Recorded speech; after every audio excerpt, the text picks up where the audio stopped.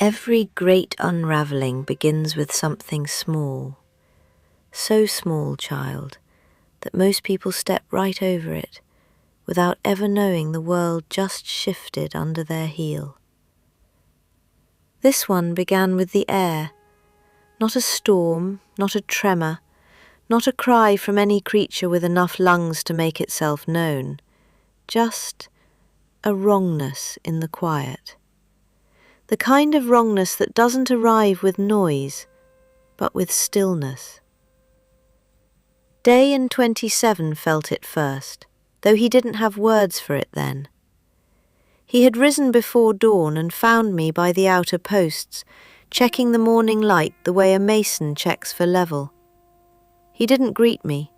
He simply said, "It feels thin." I asked him what felt thin. The wind? The mist? The hush between bird calls? He shook his head. No, the air itself. Like it forgot something and hasn't noticed yet. A poetic answer for someone who usually described everything in terms of blade, weight, or angle. That alone made me look up. We stood on the ridge overlooking the valley.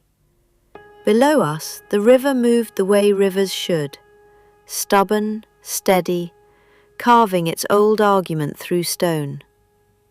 But the air felt like a held breath that had gone on too long.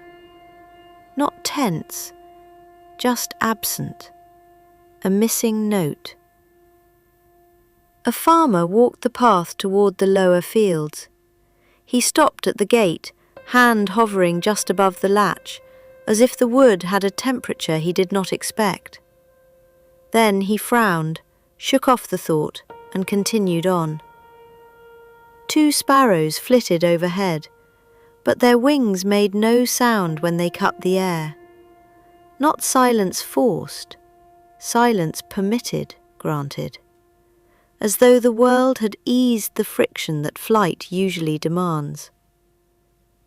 Day in 27 noticed it too. His shoulders stiffened, but not from fear, from recognition he didn't yet know how to name. He reached for the hilt at his side, out of habit. I touched his wrist. Not everything that shifts is a threat. He didn't answer. He rarely did when his instincts conflicted with the lesson. "Listen," I told him. "To what?" he asked. "There's nothing." "Exactly." We waited, and the morning waited with us. A woman carrying water jars passed below the ridge. Her steps were careful, but the jars should have sloshed, tilted, complained. Instead, the water inside moved as though it were heavier than usual, settled deeper, more obedient to stillness than to motion. Day in 27 whispered, "That's wrong." "Is it?" I asked. "Or is it simply early?" He frowned, watching the woman disappear into the cluster of homes. He breathed out slowly, testing the air with the instinct of someone who expects to learn its secrets through taste alone. "It doesn't feel early," he said. "It feels like the world forgot a step." A good description, better than he knew. I bent down and picked up a fallen leaf. The underside was damp with morning, but the curl of its edge was unnatural, as though it had dried too quickly in the night without any heat to justify it. A small thing, tiny, utterly ignorable, unless you understood what small things meant. I handed it to him. "What does this tell you?"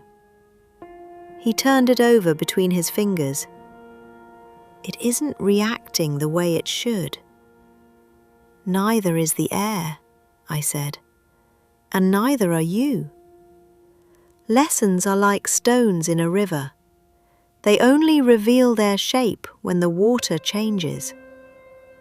He hesitated, then asked the question I had been waiting for, the one that finally meant his instincts had aligned with his training. Is something waking? I did not answer. Some truths do not belong to mornings like that one. Some truths only belong to the fracture itself. Instead, I said, remember this moment, this quiet, this almost nothing. One day, you'll look back and understand exactly when the story began to pull apart. Below us, the valley exhaled, a single breeze rolling through the grass as if the world were trying to remember how to breathe properly again. Every long break begins with a thinness. Every fracture begins with a forgetting. And the wise learn to listen not for the sound of things falling, but for the silence that comes just before. Some days, child, the world does not break or warn or whisper. It simply misses a step. That was the morning, day 27, and I walked the lower trail, checking the herd for signs of late-season sickness. Nothing dramatic, nothing worth remembering. Until the jay refused to land. It came in fast, wings tucked, angle perfect, then froze mid-arc, as if the air had forgotten to let go of it. Its flight stalled, legs dropping, talons reaching for a branch that wasn't where it was supposed to be. The branch was exactly where it had always been. The air was what had changed. The jay recovered at the last possible breath, beating its wings in a panic of blue and grey, scolding the world for its betrayal. Day and 27 watched it with narrowed eyes. That wasn't me, was it? He asked. He hated when things behaved strangely around him. He assumed blame long before he assumed cause. No, I told him. That was the world choosing the wrong moment. He didn't like that answer. We continued toward the paddock. The apprentices were mending harness straps, their tools scattered across the grass. One boy held a chisel, a simple iron thing with a clean, honest edge. He struck the wooden brace, and the tool sank too deep, far deeper than force alone could justify, almost as if the wood wanted to swallow it. The boy yelped and dropped the piece. Day and 27 bent to pick it up, rolling the chisel between his fingers. "It's biting wrong," he said. "Describe it," I pressed. He scowled. "It's pulling instead of cutting, like the grains running the wrong way inside the wood." A second strike proved him right. The chisel veered sideways, a small, sharp rebellion against the physics it had served faithfully for years. Before anyone could argue with the evidence, the wind rose and fell in a strange, stuttering breath, not blowing from one direction or another, but folding in on itself like cloth caught on a nail. The grass leaned in a ripple that had no source. Then everything stilled again, too quickly, as if someone had slammed a door on the weather. Day and 27 tensed. Not fear, recognition. That instinct that told him something invisible had stepped too close. He turned slowly, eyes scanning the tree line. Behind us, the trough water rippled, not outward, but upward, as though something beneath the surface had reversed the idea of weight for a single heartbeat. The ripple rose, quivered, shimmered with the effort of defying itself, and then collapsed back into honest gravity. The apprentices backed away, muttering. Day and 27 moved toward the trough before I could stop him. He crouched, dipped a fingertip into the water, then lifted it and watched the droplet fall. except it didn't fall. It clung to the air for a moment too long, stretched like resin, then broke reluctantly and touched the ground as if remembering its job only at the last instant. He looked up at me. His voice was quiet, but the quiet of a drawn bow. "Something's wrong." Yes, but not in any way a blade could reason with. I placed a hand on his shoulder. He didn't flinch, his first victory of the day. "This is the middle of it," I told him. "The moment when the world tries to hide the fracture by behaving almost correctly." He frowned, jaw tense but no longer ready to strike. "What do we do?" he asked. "Pay attention," I said, "and do nothing fast." A goat bleated nearby, a long, confused sound, and we turned to see it stepping sideways, as if the ground had shifted beneath its hoof, and only it had felt the true angle of the earth. 3 steps later, the angle was gone. The world had corrected itself, or pretended to. Dane 27 breathed out hard through his nose. He hated the in-between moments, the ones that weren't danger, but weren't safe either. "Middle stories," I said, "are the ones that test your listening." He didn't look convinced. He rarely did in those days. But he followed me back toward the rise, eyes scanning the world for the next small betrayal. "Remember this, child. Beginnings whisper, endings roar. But the middle walks beside you, changing its mind with every step you take." Every story has a hinge, child. A moment when the world decides it can no longer pretend that nothing is changing. This was ours. We were returning from the lower trail, mist settling behind us, the trough water still uneasy, the J's interrupted landing echoing in Dane 27's mind. He walked beside me, too quiet for someone holding so many questions. As we reached the ridge, the sun pushed its first weak arm over the farthest hill.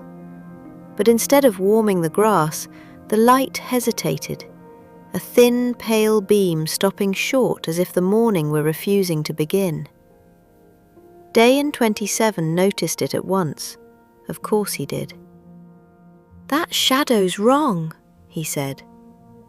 The boy's shape stretched behind him, but the angle was off, a slow, reluctant smear that bent toward a direction the sun had not chosen. One wrongness might be chance, 2 might be weather, but this was the 3rd, and 3 is where patterns begin. I told him to stay still. He didn't. He took 1 step forward, a simple step, the kind a person makes without thinking. The world thought differently. His foot met the ground, and the earth gave a sigh, a real one. A sound like breath passing through stone, low and tired and older than anything that should know how to complain. The soil sank 1/2 inch beneath him and then corrected itself, snapping back too quickly as if hoping no one had noticed.